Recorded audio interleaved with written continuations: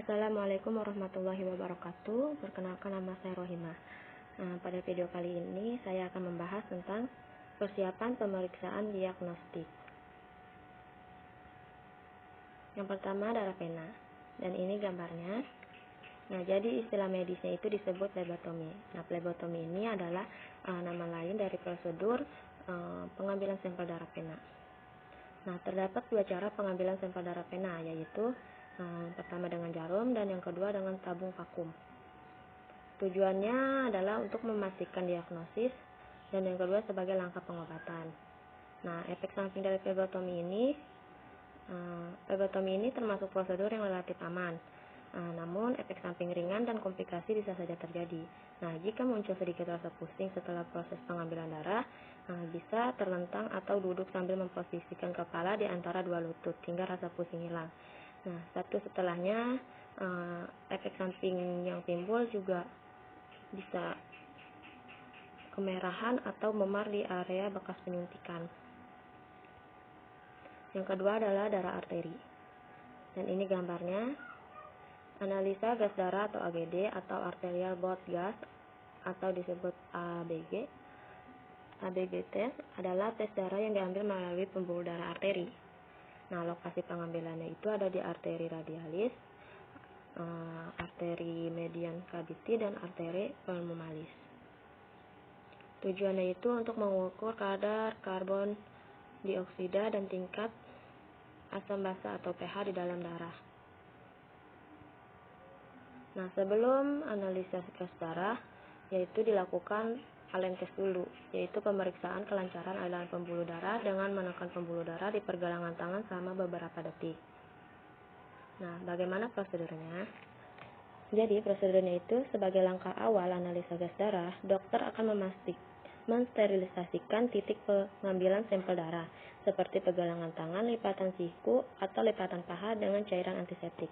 Nah, setelah menemukan pembuluh darah arteri, yaitu pembuluh darah yang berdenyut, dokter akan memasukkan jarum suntik melalui kulit menuju pembuluh darah. Nah, jumlah darah yang diambil biasanya 1 mili. Nah, setelah sampel darah sudah diambil, jarum suntik akan dilepas secara perlahan dan area suntik akan ditutup dengan perban. Nah, untuk efek sampingnya, di sini ada perdarahan atau pembengkakan di area suntikan. Terus ada penggumpalan darah di bawah kulit atau hematoma, pusing, pingsan, dan infeksi pada area kulit yang disuntik. Lanjut ke darah kapiler. Dan ini gambarnya. Nah, jadi istilahnya itu disebut skin puncture, yang berarti proses pengambilan sampel darah dengan tusukan kulit.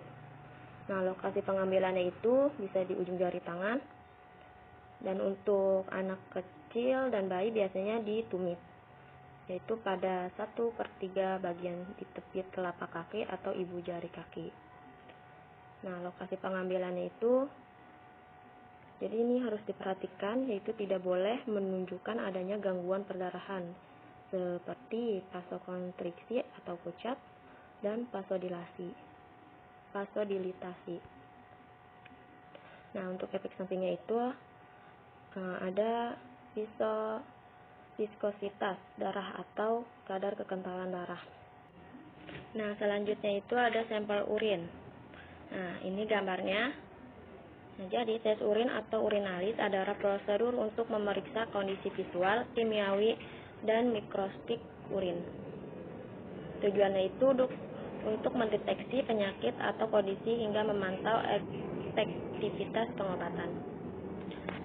Nah, hal yang harus dilakukan sebelum pengambilan sampel adalah, bagi pasien pria, area kemaluan yang harus dibersihkan sebelum melakukan pengambilan sampel adalah ujung kemaluan.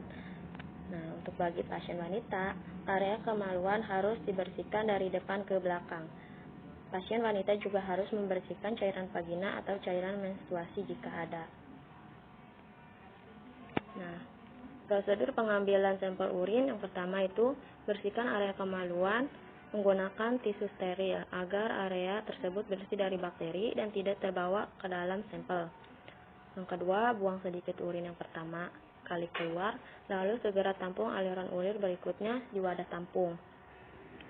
Dan yang ketiga, tampung urin kurang lebih sebanyak 30-60 ml ke wadah penampung yang disediakan dokter. Dan kemudian tutup wadah.